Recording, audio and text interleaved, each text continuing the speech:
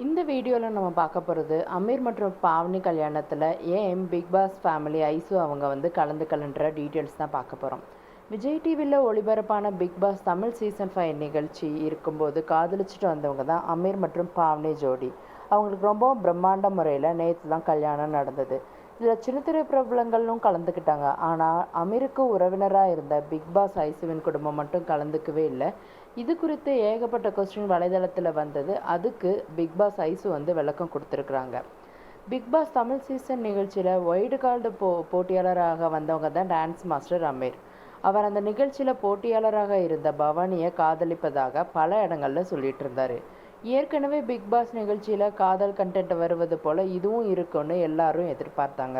ஆனால் big pass நிகழ்ச்சிக்கு பிறகும் இவங்களோட காதல் கண்டினியூ ஆனது தான்.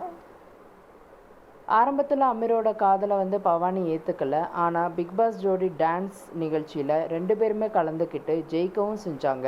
அதுக்கப்புறமா தன்னோட காதலை பாவனி சோஷியல் மீடியாவில் சொல்லியிருந்தாங்க. அதற்கு பிறகு 4 வருஷங்களுக்கு அப்புறம் இப்போ தான் அவங்களுக்கு கல்யாணம் ஆயிருக்கு.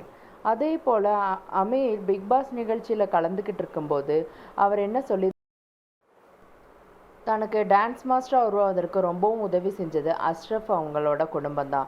அஷ்ரஃப் அவர்களோட 2 குழந்தைங்களும் என்கிட்ட டான்ஸ் கற்றுக்க வந்தாங்க.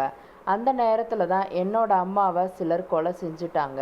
நான் தனியாக தான் தவிச்சுக்கிட்டு இருந்தேன். அப்போ எனக்கு தங்குவதற்கு வீடு தந்து டான்ஸ் ஸ்கூல் நடத்துவதற்கு தன்னோட வீட்டிலையும் ஒரு இடத்தை அமைச்சு கொடுத்தவங்க தான் அஷ்ரஃப் அண்ட் ஃபேமிலி. அவருடைய குடும்பத்தினர் நான் அவர் வீட்டில் தங்குவதை ஏற்றுக்கலைனாலும் அவரோட சொந்த குடும்பத்தினர் எல்லாருமே என்னை ஒதுக்கி தான் வச்சாங்க. நான் இன்னைக்கு இந்த அளவிற்கு வந்ததுக்கு காரணம் அஷ்ரஃப் அண்ட் குடும்பத்தினர் தனக்கு செஞ்ச உதவி தான் அப்படின்னு அந்த நிகழ்ச்சியில் அவர் பேசியிருந்தார். அதுக்கப்புறம் தான் இந்த ஃபேமிலி ரொம்பவுமே பிரபலமானது. அதே போல் அமீருக்காக அஷ்ரஃப் குடும்பத்தினர் பிக் பாஸ் நிகழ்ச்சியில் கலந்துக்கிட்டாங்க. அஷ்ரஃப் என்பவரோட 2 மகள்களும் ஏற்கனவே சில டான்ஸ் ரியாலிட்டி நிகழ்ச்சியில் போட்டியாளராக கலந்துக்கிட்டு இருந்தாங்க. அதே போல் அஷ்ரஃபோட மூத்த மகள் ஐசு பிக் பாஸ் நிகழ்ச்சியில் டான்ஸ் ஆடியதை பலரும் பாராட்டி இருந்தனர். அடுத்த சீசனில் அஷ்ரஃப் குடும்பத்தினர் பிக் பாஸ் நிகழ்ச்சிக்கு வர வேண்டும்னு எல்லாரும் கருத்து கொடுத்துட்டு இருந்தாங்க. அதே போல் தான் பிக் பாஸ் தமிழ் 6வது சீசனில் ஐசுவும் கலந்துக்கிட்டாங்க. ஐசு பிக் பாஸ் நிகழ்ச்சிக்கு வருவதற்கு முன்னாடியே பாவனி மற்றும் அமீர் குடும்பத்தோட பல புகைப்படங்கள் வீடியோக்களை வெளியிட்டு இருக்கிறாங்க. ஆனால் பிக் பாஸ் நிகழ்ச்சிக்கு வந்த பிறகு நிக்சனோட நெருங்கி பழகி வந்தது சமூக வலைதளத்தில் அதிகமாக ட்ரோல் செய்யப்பட்டது. அந்த நேரத்தில் தான் அமீர் ஐசுக்கு சப்போர்ட்டாக எந்த போஸ்ட்டுமே போடவே இல்லை. இது அந்த நேரத்தில் அதிகமாகவே பேசப்பட்டது வலைதளத்தில். அதற்கு பிறகு தான் ஐசு குடும்பத்தோட அமீர் எந்த வீடியோக்களையும் வெளியிடுறதையும் இல்லை, அதோட நிப்பாட்டிட்டு இருந்தார். இந்த நிலையில் நேற்று தான் அமீர் மற்றும் பாவனியோட திருமணம் நடந்தது. அப்போ அஷ்ரஃப் குடும்பத்தினர் கலந்துக்கவே இல்லை. இதனால் சோஷியல் மீடியா பக்கங்களில் அவருக்கு உதவி செஞ்ச குடும்பத்தினரை மறந்துட்டாரான்னு எல்லாரும் கொஸ்டின் கேட்டுட்டு இருந்தாங்க. திருமணத்திற்கு கூப்பிட்டு இருக்க வேணும்னு எல்லாரும் கமெண்ட் போட்டுட்டும் இருந்தாங்க. அதே போல் ஐசு தன்னோட அம்மா மற்றும் சகோதரியோட டான்ஸ் ஆடுற மாதிரி ஒரு வீடியோ நேற்று போட்டிருந்தாங்க. அந்த வீடியோவில் எல்லாரும் கமெண்ட் பண்ணியிருந்தாங்க. என்னென்னா, நீங்கள் ஏன் அமீரோட கல்யாணத்துக்கு போகலைன்னு கொஸ்டின் கேட்டிருந்தாங்க. அந்த மாதிரி நிறையா கொஸ்டின் வந்ததுனால ஐசு கொஞ்சம் டென்ஷன் ஆகி அதுக்கு ஒரு விளக்கமாக ஒரு கமெண்ட்டும் கொடுத்துருந்தாங்க.